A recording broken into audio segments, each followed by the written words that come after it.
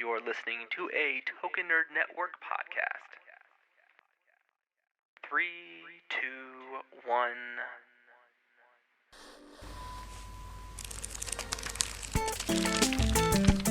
Where we ramble on about geeky things. Things ranging from Batman to pop figures to Star Wars. From Token Nerd Podcast. Stay spicy, my friends.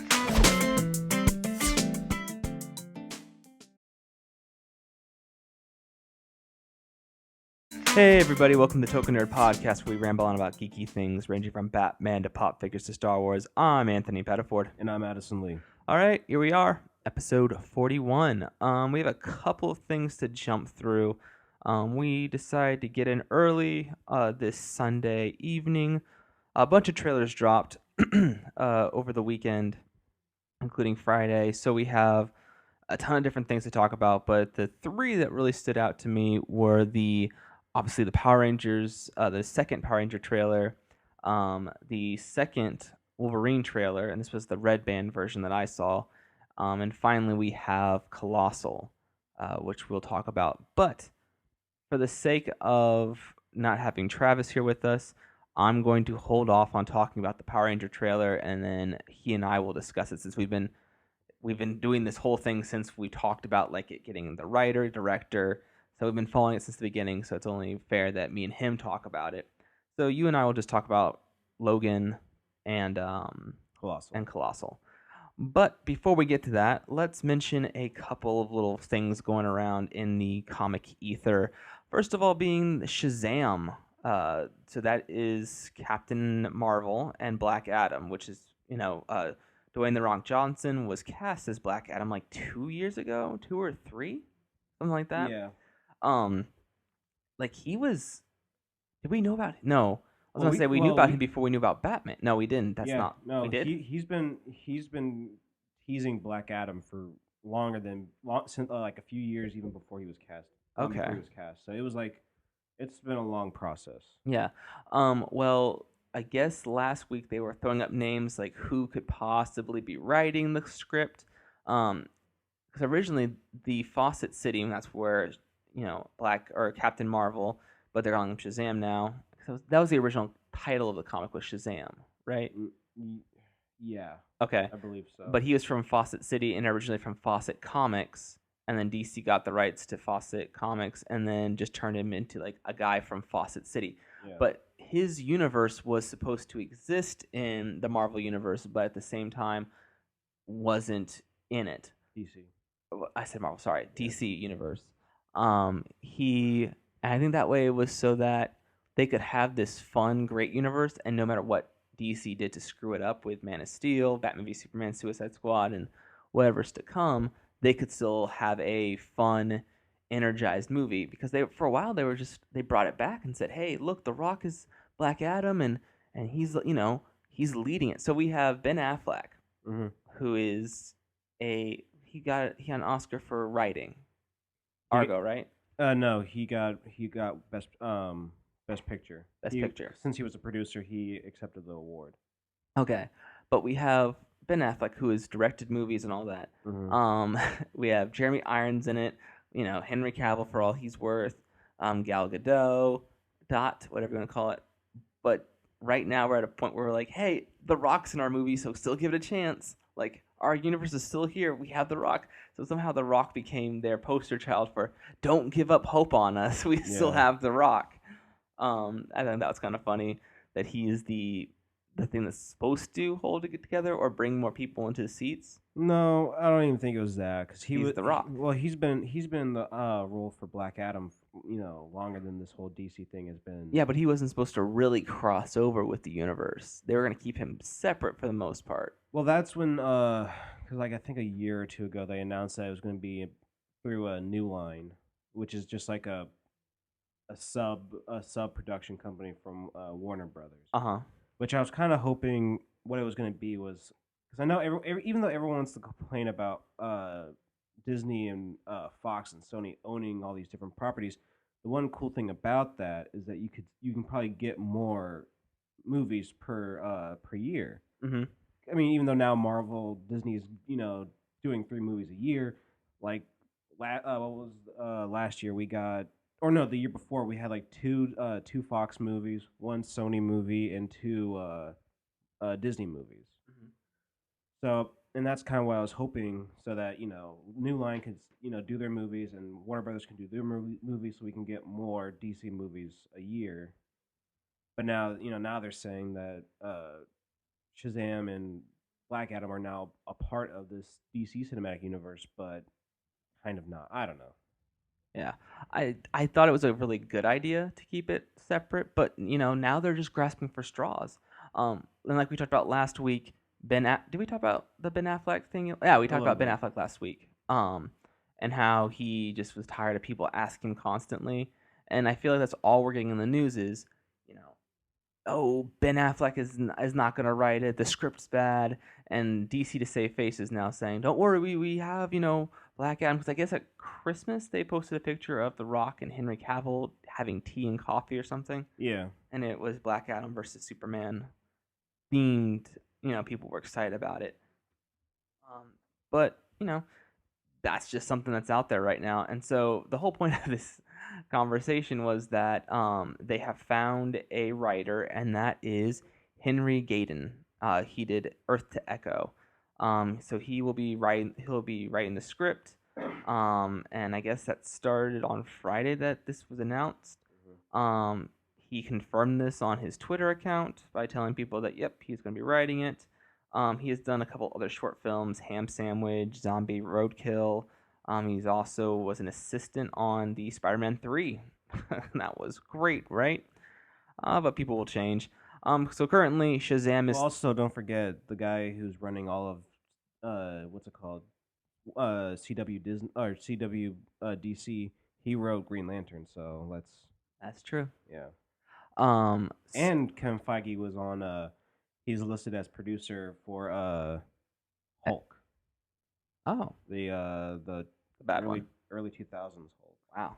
Yeah, so Okay, well, Shazam is slated for April 5th, 2019.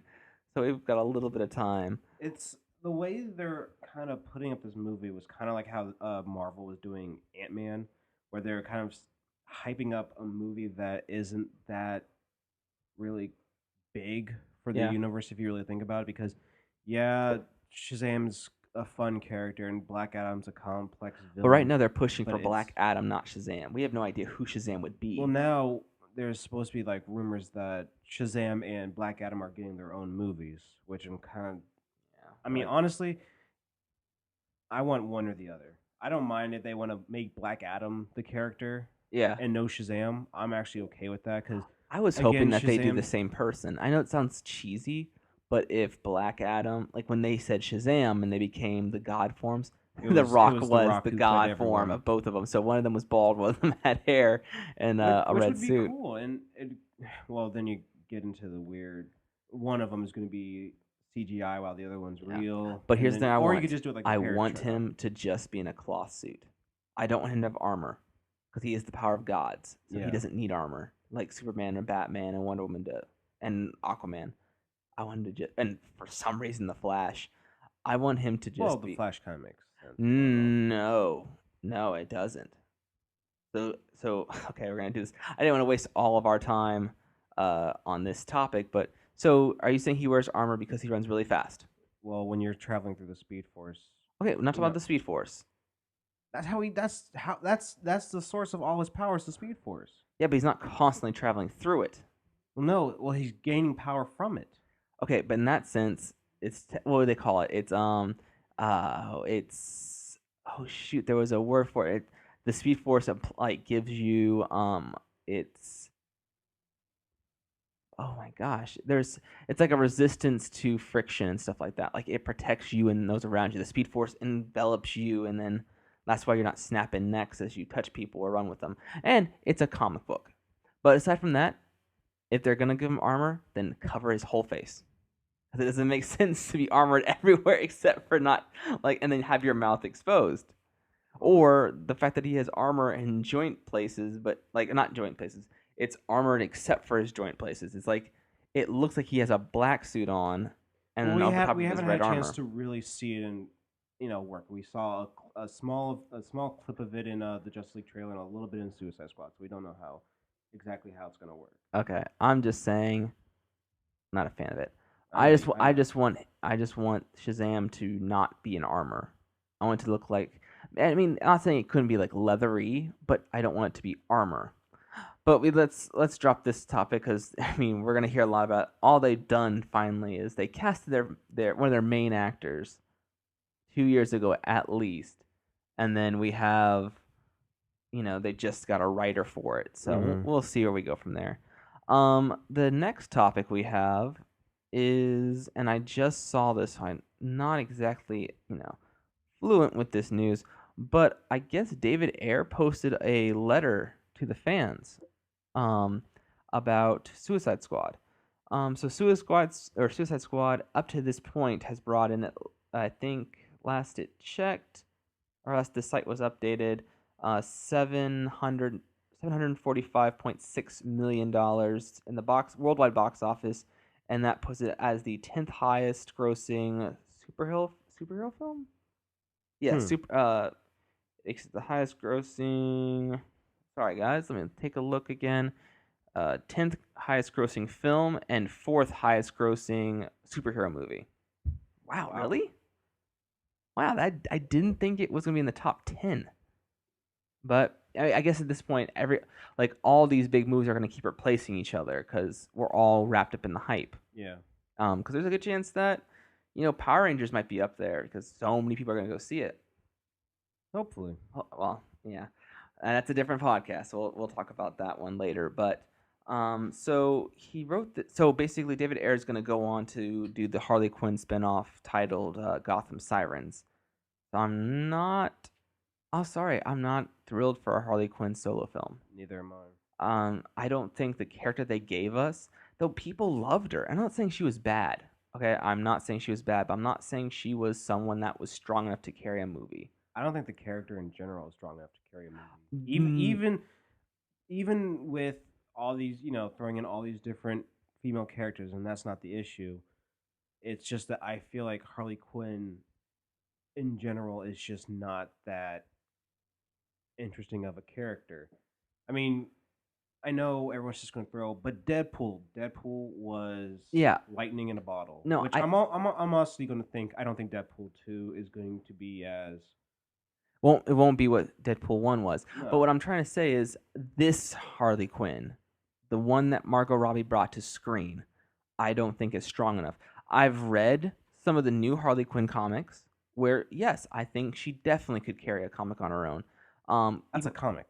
Yeah, I know. Movie. But there's a story there. That's what I'm saying, is like I can see the comic and I could see them doing something differently. But just like in Suicide Squad, she did not belong in the Suicide Squad show or movie. Her character, like there were points when you see her smack Enchantress with a baseball bat, that's stupid. Well, the whole movie was I enjoyed myself enough for Suicide Squad, but honestly, the whole movie was misplaced with just the timing of the movie. Like the villain was way too big for the characters. So, and I agree with you, but I also agree with myself.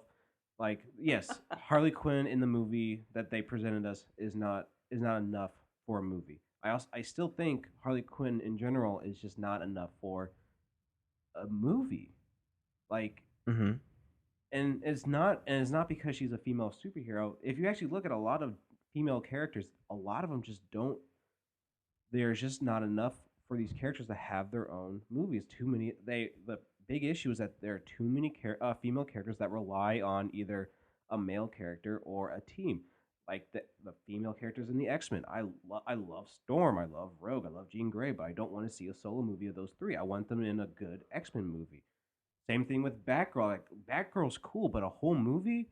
And besides, you don't have Batgirl without Batman. And it's the same thing with Robin and Nightwing. I don't really want a Robin or Nightwing movie because you want Batman and you want the Bat family interacting, and it would be weird to have a Nightwing movie or a Batgirl movie where Batman is a supporting character. That's just not really Batman. I get you. And like they're trying to do that with Supergirl in the show, but a lot of the Supergirl storylines are just Superman stories. Well, there have been big episodes that were. Yeah, but then I mean, it's also just hey, guess what? Did you know Lex Luthor had a sister? He did. I know, but Wait. as a See, I'm the only time I knew. Well, in New 52, she was introduced. I think she was introduced in it was like the end, or I think it's in Rebirth or the end of New 52. They introduced her. well, that was around the same time Supergirl was actually a show, so they were probably bringing in characters But Tess but again, like was in Smallville, they're having her as like not Luna. I mean, I'm not watching Lana, Supergirl, so I Lena. don't know if she is the Lana Luthor. Lana Luthor. Lana. But I don't know if she. Lana. No, I think I don't that know. was Lana Lane. But It's Lena. I don't know Luna, if she's like Lana. the Lex Luthor villain. But then you also had the other female character who's pretty much just General Zod, but just a female. Yeah.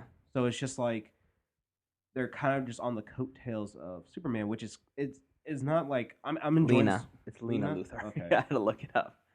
Sorry, go ahead. And that's just some of the issues. Like they're going to do this with that's why I'm really excited for Wonder Woman and Captain Marvel, because even though Captain Marvel does in the comics traditionally rely on Marvel, but Marvel's been dead since I don't know. He's in the boat with the Waynes and Uncle Ben. Yeah. He died and just did not come back. So they can actually do that with Captain Marvel and do her own story. Same with Wonder Woman. So that's why I'm really excited for these characters. Yeah. Or for those two, because those are two female characters that can live on their own. Same thing with Jessica Jones; it could do that as well. Mm-hmm. But like with Harley Quinn, it's just not. I'm just not interested in her story. And then like, well, what about a Joker and Harley Quinn story? It's like that sounds awful. Yeah, because with Jared Leto's Joker, it sounds awful. Yeah, but then it's like everyone liked Mad Love. Yeah, Mad Love was cool. This isn't Mad Love for those 20-something pages, but a 2-hour movie of of a woman going through Stockholm syndrome dressed as a clown. That's actually really depressing. Yeah, but even if you watched Assault on Arkham, that Harley Quinn was. They brought her in for her assassination skill. Well, yeah, assassination. She was a gymnast. Like she brought skills, but those skills they claimed to have brought her. I don't think they even said what skills they brought her in for, except the fact that she was in the black. Was it called Blackgate or the Black Prison, whatever they wanted to call it in the movie? Blackgate. I know Blackgate, but I think it was. Or it's supposed to be Argus or something. I don't know. She didn't. I know. Either. But she didn't show any of those skills. She didn't show any gymnast skills. Like. Everyone keeps saying it should have been like Ocean's 11. Everyone should have had a skill. Deadshot, we saw had a skill in that group. Diablo, he had a purpose. He just never did it. Captain Boomerang he was skilled with those things, but he shouldn't have been there. Look, I mean that's the thing about most. If you look, like I'm sure the Suicide Squad has a role, but not in this movie, because again they're they brought those members. Yeah, or think about this, like the whole point of the Suicide Squad being formed in this universe was, what if Superman came down and snatched up they were the president, reactionary. blah blah blah blah. Yeah, a guy with a boomerang, a sniper, and a girl with a bat. No, maybe Enchantress, because Superman's supposed to be weak to magic, but they did not establish this in this universe, so there's no. To us comic book fans, Enchantress makes sense. But in the movie universe, she does not. So again, like I said, the biggest issue I have with Suicide Squad is that it's misplaced, and the villain was miscast. Because, maybe in a regular, like if you actually read some of the normal Suicide Squad comics, the villains aren't that big. They're not supernatural usually. Mm-hmm. They're retrieving documents or something. Like remember that the opening scene of Winter Soldier, when the strike team goes and retrieves the data from the ship? That's a Suicide Squad mission. That's what they would do. Not, hey, the superpowered being is in the middle of the city. Yeah, we're gonna send you guys. Well, really, she was sent to retrieve Amanda Waller. Right. Spoiler alert. Which, and that point makes sense, but then you're also in the idea of the whole Enchantress. But again, back to Harley Quinn, her and also the Gotham City Sirens. That episode of Batman the animated series, that was a fun episode with her and Poison Ivy. But again, that was like a 20-minute episode. Yeah, but there's a series. It's not just based on an episode. I know. I'm just saying, we're putting a lot more resources into these movies, and it's not like it's easy to just throw off like make a comic of a one-off Yeah. or just a story of just like, hey, these are just girls hanging out. But unfortunately, comic book movies have there's a lot more behind them, and like even though like yeah, Deadpool was made for like a shoestring budget, that's compared to that's compared to like uh, a a superhero movie. Uh-huh. Like a shoestring budget is like Edge of 17. No, I got you. So Okay, but we went on to a Harley Quinn tangent. The whole point of this segment, not segment, but this topic was that David Ayer had written a letter. I'm going to try to read it to the best of my ability real quick for you. It starts out with him saying, "Thank you so much. I know this is a controversial film. I really try to make something different with a look and a voice of its own. I took inspiration from the insanity of the original comics.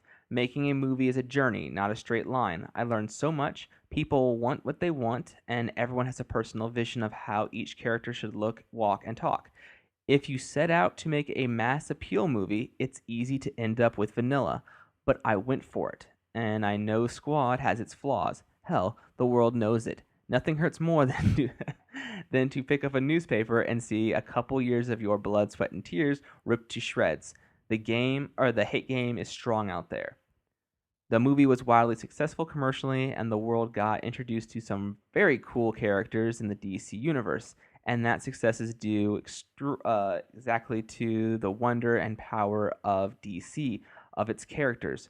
Would I do a lot of things different? Yep, for sure. I wish I had a time machine. I'd make the Joker the main villain and engineer a more grounded story. I have to take the good and bad and learn from it.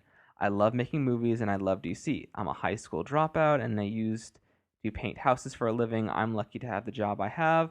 I have to give the characters the story and plot they deserve next time. Real talk. And there isn't a secret edit of the film with a bunch of Joker scenes hidden in the salt mine somewhere. So basically, he's saying that he would have made the Joker the main villain, not Enchantress, which isn't that what I forget who said that's what the main story should have been. Like the Joker was after Harley Quinn or wanted Harley Quinn in exchange, and that kind of would made sense of why she was there. yeah, I mean, I always thought that Harley Quinn in the Suicide Squad was always just like we're assembling the team. Oh yeah, by the way, Harley Quinn's here. Let's just bring her along. I always thought that was just the joke of it. Like we have this guy for this skill, we have that guy for that skill, we have she for that skill, and then there's Harley Quinn. And I thought that like that was supposed to be the joke, kind of like how Deadpool was kind of like comic relief. Had some skills in X Force. Yeah. So that's how I always saw Harley Quinn. Mm-hmm. Well, I mean, so that's what we have for. And I just want to address his comments. Like, it's the one with David Ayer. You get it's all you don't really know what you're going to get with him. He's either going to say something about She-Hulk or Martian Manhunter, and that wasn't David Ayer. Oh, I'm thinking of David Goyer. Never Yeah. mind. David Ayer.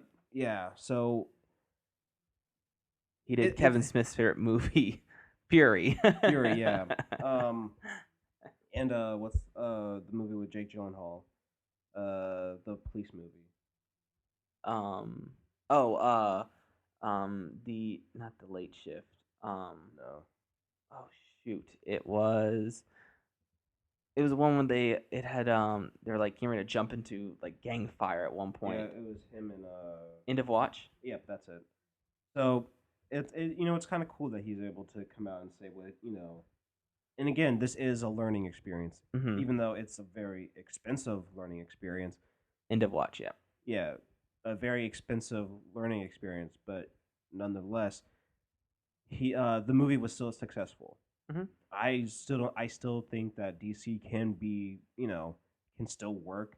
If some people some people might not remember, but Marvel was kind of shaky because everyone liked Iron Man 1. Not a lot of people liked Iron Man 2. And some people were still kind of iffy on what's it called, Incredible Hulk. Yeah. And then finally kind of picked up speed with Thor and then Captain America and then got the Justice League. So, and just now everyone's just ready to I feel like with a lot of movies and a lot of people how critics do their thing, if they don't like it, they're just gonna completely just write it off. So Mm-hmm. I still with Wonder Woman, I still think that's a good Property. yeah, or not even just good property, but I think that's a good move for them to finally do a Wonder Woman movie or a movie that actually makes somewhat sense. Mm-hmm. So I still think, and hats off to you, David Ayer.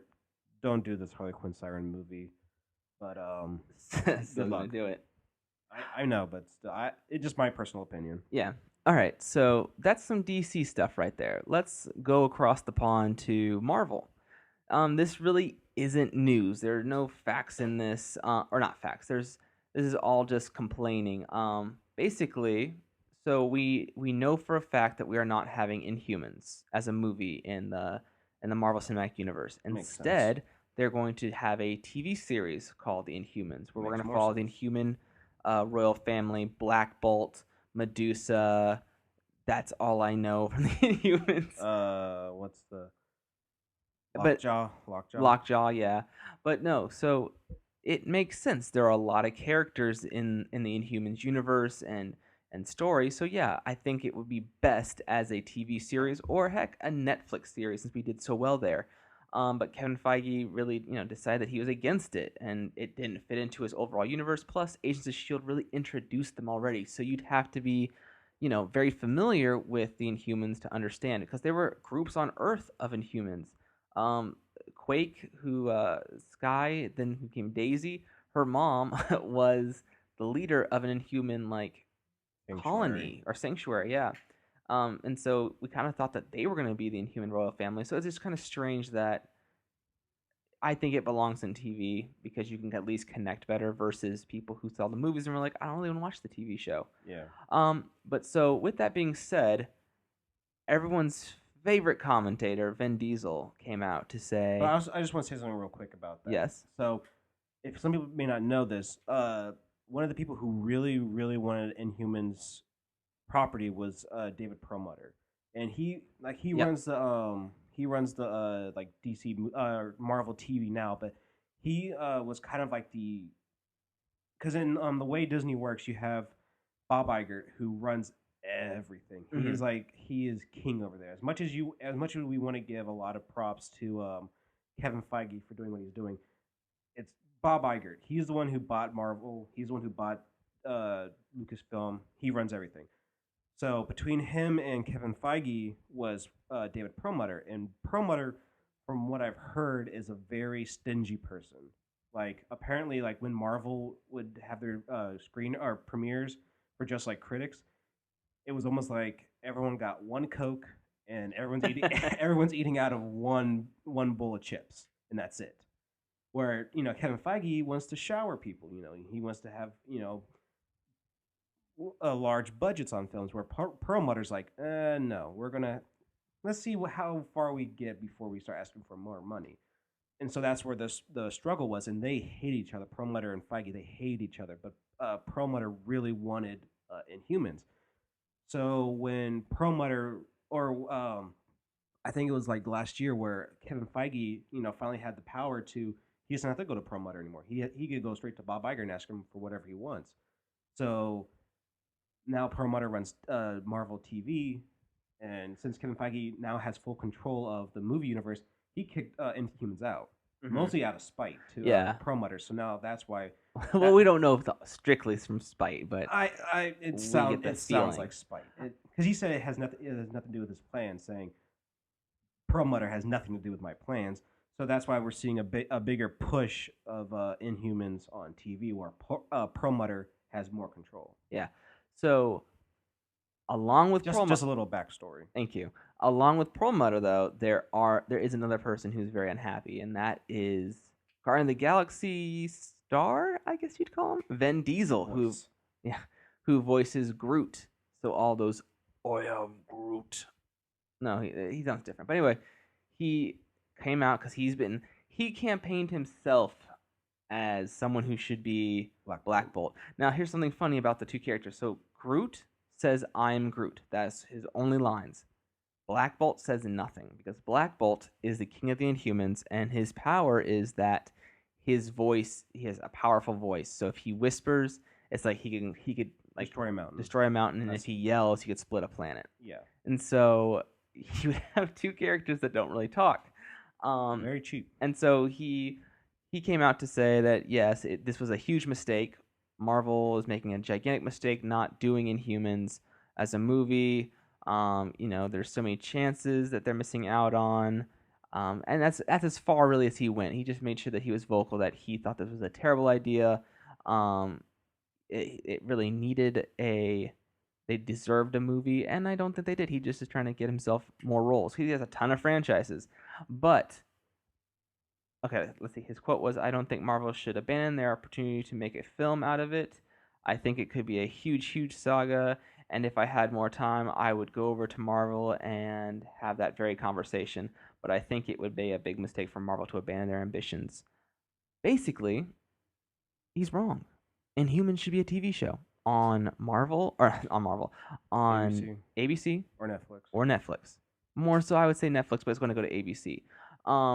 But it will be in theaters for a short release. The first 2 episodes of the show will be in theaters, so you can go see it there. I think it says in IMAX. The biggest theaters. IMAX is set to premiere the first 2 episodes, so it will be in theaters, and then you can catch the first 2 episodes. I guess it's going to do what Young Justice did. You're going to see the movie. Well, they weren't. Young Justice didn't go to a movie theater, but you'll have the opportunity to see the first 2 episodes, and then wait 2 months for the series. Yeah, to come wait out, 2 and months. Then rewatch the 2 episodes for 2 weeks. Yeah, that's what Young Justice did, and Yeah. it was the most aggravating thing ever. we were just so excited for it to start. And all we did was watch the those first 2 episodes till then, and it was like, you have to watch this again. Yeah. So that's kind of irritating, but I agree. I think Inhumans does better on TV than film. Just like you said, too many characters, and it's not like the Avengers where you can have like a Black Bolt movie, Medusa movie, and whatever. They all have to come together, and they need time, and only in one property. Yeah. All right, so that was our topics for the day. Let's jump to the final section, and that will be trailers. So like I mentioned at the very beginning of the show, we're just going to talk about Logan, second trailer, and we're going to talk about Colossal. So starting with Logan, I had heard that the second trailer was going to come out last Thursday, but I didn't really think anything of it. I don't know, it just went over my radar. And I was watching some video, I think it was Comic Storian, honestly, on YouTube, and then the ad at the very beginning was a girl, and I thought, is that the scene from Stranger Things? That's what I thought. And then I looked again and I went, she looks familiar, and then I realized what it was, and I saw Logan come in and grab her. So she's at a it looks like a truck stop or a gas station, and she's stealing food, and she's wearing the glasses, and the owner or the worker says, "Hey, you can't take those," and she flips him over. I don't remember if she had her claws. She just flipped him out, and she was about to punch him in the face. And Logan said, "No, we don't do that. We don't do that." And then he reaches over, grabs something, and then leaves. So he then comes in and steals. He grabs beef jerky. And then the next thing we see is she has a pile of X-Men comics. Now, from what I read online that this is going to be a separate universe. This is after Days of Future Past. So when Logan wakes up at the end of Days of Future Past, this is 15 years. Well, think of it like this. So, the reason why I think that they're the comics, because he even has that line like, only like a quarter of it is true. Because if you had to put in perspective, there's been a lot of just supernatural sightings with these mutants. And at some point, the X-Men have been the name has been dropped. So it would kind of make sense that, someone would try to franchise the idea of the X-Men while the X-Men were real. And that's why you see Wolverine wearing his traditional yellow costume. And, the real Logan is, someone who's a little more gritty, wearing his wife beaters, has a beard, he doesn't wear the mask. So that's where I think the comics are going to come from, is just that so far into the future, the name X-Men has been dropped, and someone tried to franchise it in their own universe. Yeah.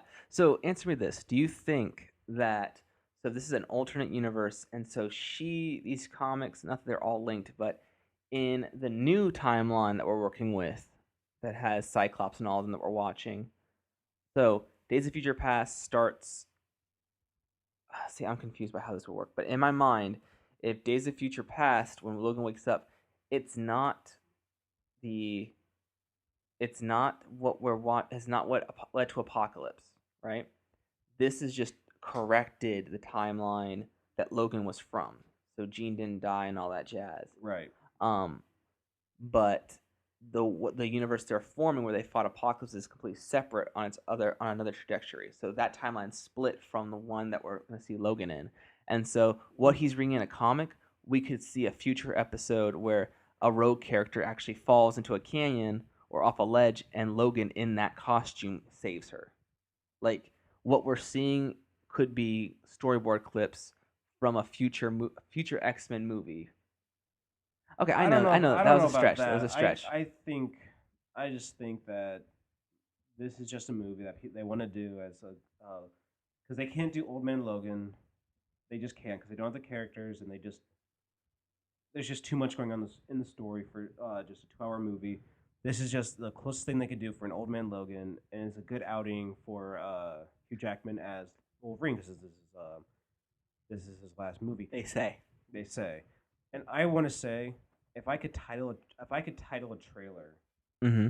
I would call this, "Oh my God, yes, she's X-23. Stop asking. Yes, she's X-23." Yeah. That because it's just like because the first trailer came out, I was like, "Oh, is she X-23? X-23." It's like this trailer's like, "Oh my God, if you ask one more time, we're not going to put out the movie," because there's just so many scenes of her with the claws. I will pull this car over. Swear to God, I will. Yeah, I will pull this car over. So that's how I saw it, and I almost want to call her X11 because like she doesn't say anything like 11. She has weird. She just walks. X11. X11. That's what I'm going to call her. She's X11. She just goes into stores, tries to steal food. She likes Pringles, and I think was that a Monster? I think it was a Monster or a Red Bull or something. And yeah, no dialogue. No, she goes for Eggos. Well, no, I'm talking about X11. Oh, X11. She just walks in, steals some Pringles, a Monster, and sunglasses, and no dialogue. And she has anger issues. Yeah. So here's something else I want to point out: is this is not an apocalyptic world like we thought. Like I thought, and I know we saw him as a limo driver, so it wasn't super apocalyptic. But I thought we were looking at a world that was very similar to Old Man Logan, and it's not. I mean, there's a functioning world. He just happens to live out like on the border of Mexico. Yeah. So we see Logan get beat up. So that's the next scene is he and Xavier have exchange of words like, you know, people die in this world, and I guess he's affected by the fact that he's lost a lot of people. That group comes up. I don't know what that guy's name is with the mechanical arm that we see in the first trailer. Well, he shows up. They send people in to like get X11, as you call her, from Wolverine's bunker place, and you hear them yell, and then she walks out, and as she walks out, I'm telling you, it's a head. She's carrying one of the guy's heads, and then the next clip, she's just carrying what's it called, the handcuffs, and then you see her. She shoots out her claws, her 2 claws, and then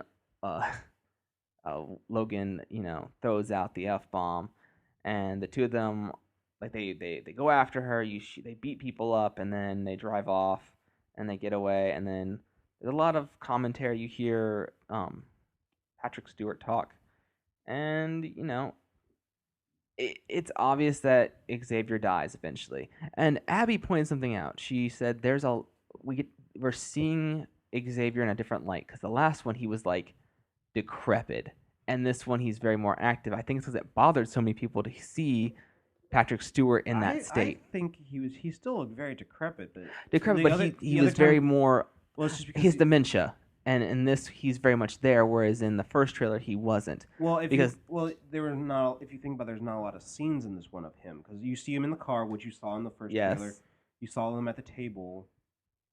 They're all sitting around laughing, which was also in the first trailer. But the other one, you saw a lot of non-moving moments. Like you saw him. We didn't see him in this trailer laying down in the silo or whatever it was. Mm-hmm. The pretty much the poor Cerebro. Yeah. Which I assume he's in there because so his powers aren't like shooting off and getting all over the place. Nothing he does is super physical. It'd be like it's like hearing loud noises, like it's in your head, so they couldn't get close because it's affecting their minds. If that's what's happening, But there's a cool scene where you see Logan fighting one of the guys, and obviously he has no healing factor, so he's a lot slower. I feel like in the last couple movies, especially the Wolverine, he's weaker. Like in X2, he mauls people. Well, I mean, wipes them out. And this one, he obviously he's older and he doesn't have his healing factor, but he gets beaten up a lot. And he got beaten up a lot in the Wolverine, I think which he also was losing his healing I powers. think what we're trying to see is that the his healing factor is slowing down, Mm-hmm. and because he doesn't have a healing factor anymore, the adamantium metal is starting to weigh more on his body. Oh, I didn't think about that. You're right. Because again, like he maintains some of his strength and age, but over time, that adamantium metal is probably affecting his his bones, because that's what his bones are, and at some point that's going to weigh His down bones are the metal. coated with it. Yeah, so and the healing factor is just slowing down because mutants aren't supposed to be gods; they're just supposed to be the next step of evolution. And even though you know like we crawled out of the ocean and started to walk, but yet still we haven't perfected walking forever yet. So much like Yeah. much like the mutant gene, at some point the gene is the X gene is going to start wavering a little. Okay. I'm on the board. But the last thing we see is Wolverine fighting, and then X-23, which we're calling X-11, does the Hugh Jackman hurrah, where she like jumps over someone. She has the claws bared. That's kind of cool. And then the last shot is them driving together in a car without Xavier. Well, at least from the shot, I don't see him. So My prediction, they're covered with blood. because there's a scene where you see from the back, you see like the everything in the scene is shaking, and you see Xavier looking out a window, and Yeah. you see another. I don't know if it was. I think it was in the first one. I don't know if it's in this one, but you see X-23 Crawling towards it, and she sees So- the vibrations. What I expecting is that she's gonna be the one who kills him, Oh. and that's gonna cause that's why you see the one scene at the end of the first trailer when you hear the X is like, Logan, you still have time, and you see her walk up and she holds his hand. They just buried Xavier. And not even just that, he has this kind of look of disgust even when she holds his hand, he's just he's not like, I feel better now. He's kind of still looking at her like, Or I think they would be that the gunman came and she caused it, but no, Xavier died because of one of the gun because he goes nuts and he fights him. That I believe No. those two scenes that comes after the Right, gunman I scene in the agree with woods that comes too. after the Xavier shaky scene. I agree, but I think it's because Xavier's going to try to use his powers, and because of his dementia, he's not going to be able to control it. And he's going to tell the girl to kill him because he cannot stop what he's Oh, doing. yeah. So it's going to be almost like a self-sacrifice Uh-huh. kind of situation. And Logan's not going to do it because as much as he wants to pretend to be how hard he is, he's not. You still have this girl who's more feral than he is, so she'll probably be the one who makes the the real tough decisions. No, I can see that. That's really good. All right, so that was we were just talking about Logan, the second Red Band trailer. Then the last trailer we're going to talk about tonight is Colossal. Now, I knew nothing about this going in. I just heard. I still don't know anything about this movie. All right. So what I heard from Birch, so our cousin, he explained it to me that I guess originally this. Okay. Hard to explain without jumping to the gun. All right, so the trailer starts and it's like a kaiju movie. You see Anne Hathaway and she's like, I guess I'm in shock. I don't know what to do. You see people running away and you assume, okay, something bad's happened, Cloverfield-ish style. And you see a giant foot land and then Anne Hathaway wakes up and you see that she's in like an empty room and then she's like, oh my God, there's a monster attack. And then the guy was like, that was 9 hours ago. What were you doing since then? And then you see her in a bar with I think it's two different guys or one guy, and they're drinking together. And you found out that she's been like drunk the entire time. And I guess she wakes up and finds out that there was this monster attacking Seoul. Basically, this giant kaiju has materialized and went on a rampage. And the more Anne Hathaway notices or pays attention, that someone points out the monster isn't looking down, it looks up, so it's not paying attention to where it's going. It's like it's being controlled. And then Anne Hathaway starts to. I don't think she dances right away. No, she Raises her hand, and then the then- monster Well, mimics then her. she watches old footage and she sees the monster raise its hand. And then later in the trailer, she's dancing and you see the monster dancing. Mm-hmm. I think the monster appears when she's drunk. That's what it's like. She's not. From what it seems like, the trailer shows that she's not around or even like coherent when the monster attacks. So most likely, when she gets blackout drunk or just drunk in general, the monster appears. Mm-hmm. I think. So I don't know. here's the film synopsis I got from Google. It says Gloria Anne Hathaway drinks too much and parties too hard. Her boyfriend has had enough of it and throws her out. Gloria returns to her hometown, dreaming of making a new start, but instead revives her childish friends with Oscar, Jason, I say it? Sudeikis, thank you, who runs a bar. After drinking a night away with Oscar and his friends, she wakes up to discover a gigantic monster rampage through Seoul and realize that she is somehow connected to the monster. And like you said, at the end of the trailer, she's like dancing, and then you can see on their computers that Is doing the same thing. Yeah, And she seems a little drunk, so that's where my theory of her being drunk and controlling the monster. yeah. So I mean, that's all we get. The trailer's like a minute long, Yeah, 60 it's not second, long. It's pretty much a teaser. It's not a trailer. It's not a story trailer. yeah. It was not like the trailer we're used to. Yeah, because if you really think about it, those 2 minute long trailers are really called story trailers because they're the ones that tell you the story. Mm-hmm. This one, you just see Anne Hathaway likes to party, giant kaiju, does what she does, and that's it. Yeah. But for the most part, I think the kaiju looks cool. I feel like this is a direct. I said this to Birch this morning. This is what we get after Pacific Rim and Cloverfield and Godzilla. It is the kaiju looks like something that was taken from Pacific Rim. The idea that they're watching it through a TV screen, like we're not going to see I doubt we'll see the monster close up.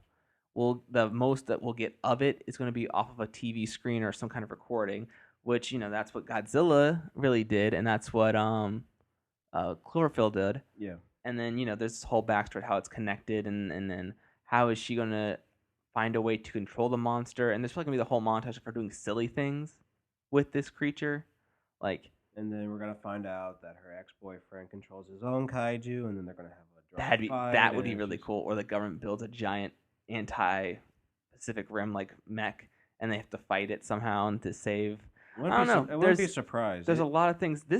So I don't know anything about this movie. Apparently, it came out already, but it's just now going for a wide release. I have no idea. I thought it was gonna come out this year. Let's see. It was a 2006 internationally produced.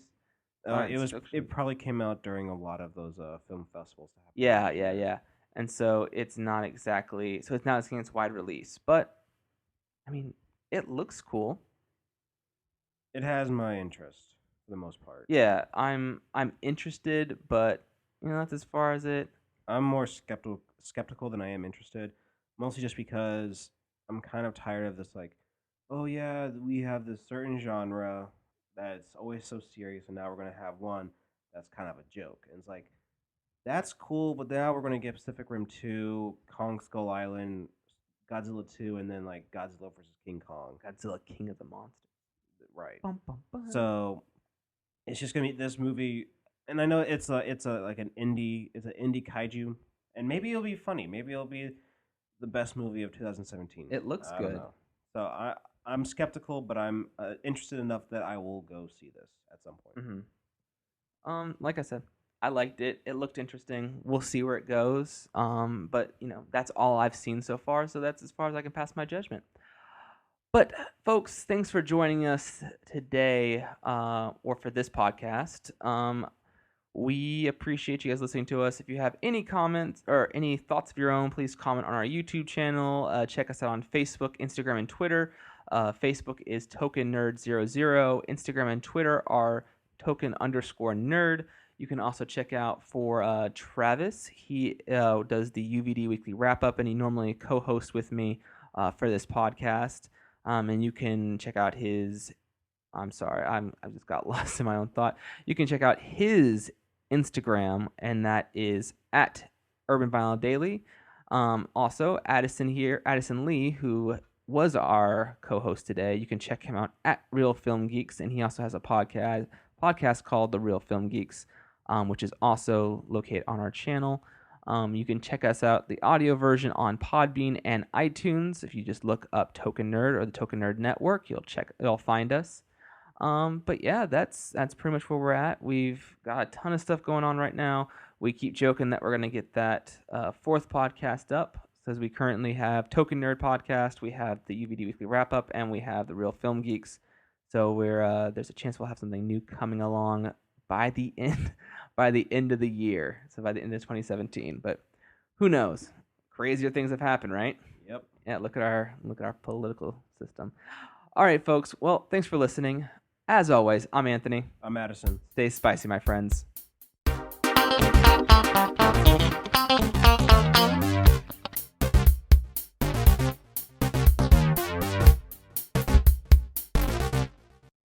And now, Hey everyone, this is Travis Likens from Token Nerd Podcast, and I'm here today to tell you something about sponsorship. That's right, Token Nerd now has a sponsor.